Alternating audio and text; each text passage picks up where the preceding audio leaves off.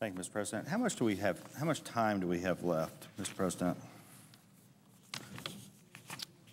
Majority controls 22 minutes of morning business. Thank you, Mr. President. I've come here today to talk about the political firings of the U.S. attorneys, which I believe raise serious concerns over the administration's encroachment on the Senate's constitutional responsibilities, but now I also believe raise serious concerns over the Attorney General's ability to serve. That is why I come here today to call for Attorney General Alberto Gonzales' resignation. There has been a lot of attention focused on U.S. attorneys over the last couple of weeks, but this is an issue that I've been involved with for the last 9 months. I first realized a problem existed in July of 2006. On February 6, 2007, I testified before the Senate Judiciary Committee. I won't repeat that testimony here. Instead, I'd like to focus on 5 facts today. First, and these are undisputed facts. First, based on the emails produced by the Department of Justice, this administration set out to fire or replace U.S. attorneys, some without cause and in some cases for suspicious reasons. Second, this is different from anything done in previous administration and includes putting a provision in the Patriot Act to carry out their scheme. Third, it started with the White House. Fourth, it was carried out by the Attorney General. And fifth, the Attorney General crossed a line by putting politics above the pursuit of justice and has seriously damaged his stature and legacy in the process. The first 4 of these points is proven by emails from the Attorney General's office and the White House. The 5th point is evidenced by the Attorney General's statements to me, the Senate Judiciary Committee, and his public statements. Immediately after the 2004 elections, the White House began a scheme to replace all U.S. attorneys. The Attorney General joined in that plan in early 2005, but recommended to limit the number of U.S. attorneys that were to be replaced. During this process, the Attorney General identified U.S. attorneys to sacrifice to the White House demands. In January 2006, the Attorney General sent a memorandum to the White House detailing obstacles that must be overcome before going forward with the plan.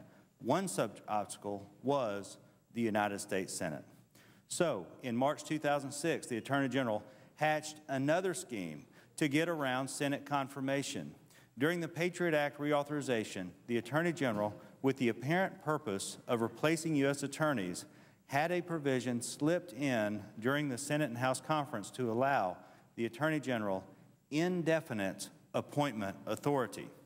After this plan came to light, the Attorney General responded by misleading the American people. For example, in press interviews, he said the Clinton administration had done something similar. That is not true.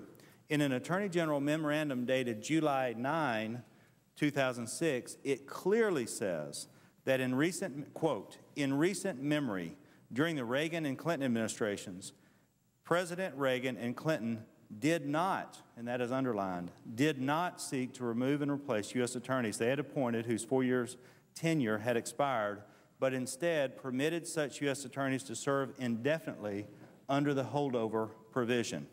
His own Chief of Staff has contradicted his public justification. Once the decisions became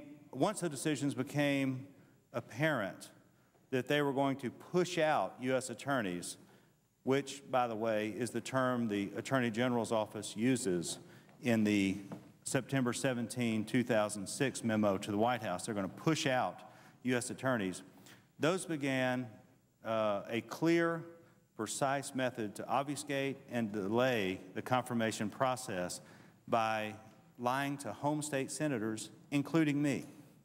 I know this because I have the emails that lay out the game plan on how to get around Senator Blanche Lincoln from Arkansas and myself. I have here in my hand a plan to replace certain U.S. attorneys dated November 15, 2006. This memo gives a 5-step plan on how to do this and also how to talk about it. Step 1 has specific talking points. Step 2 says to call and to contact Republican senators. Now, this is an important point. Step 2 says the U.S. Attorney, on Step 2 it says you should make these calls on U.S. Attorney. It says on December 7, very important that senator calls and U.S. Attorney calls happen simultaneously. Mike Battle contacts the following U.S. attorneys. So they do that. And then they also contact, in Step 1, they contact John Kyle, John Ensign, Pete Domenici.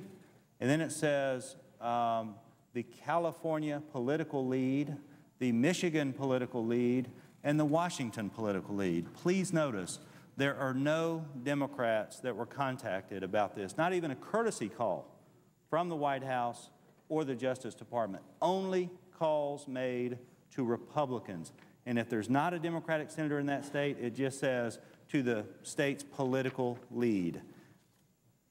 Clearly, this was a partisan effort on Justice's part. The Attorney General, I feel, crossed a line when they chose to go the partisan route on U.S. attorneys. Now, the Attorney General states that he was unaware of all the details of their plans that were hatched by his Chief of Staff. I do not believe this for a minute. I know that an email written on December 19, 2006 on how to get around Senator Lincoln and myself is exactly what Attorney General Alberto Gonzales said to me in a telephone conversation. In fact, by way of background, I had called the White House and the Attorney General to ask them to please nominate a suitable nominee for U.S. Attorney in Arkansas. They had canned or pushed out Bud Cummins. They were going to do or about to do an interim appointment for Tim Griffin. I asked them to please not do that and please send someone through the confirmation process. And if it was Tim Griffin, send him through. I couldn't say I was going to vote for him, but please send him through. Well, the December 19, 2006 memo is very enlightening. It is from Kyle Sampson, Chief of Staff to Alberto Gonzales. It is to Christopher G. O'Prison, apparently at the White House.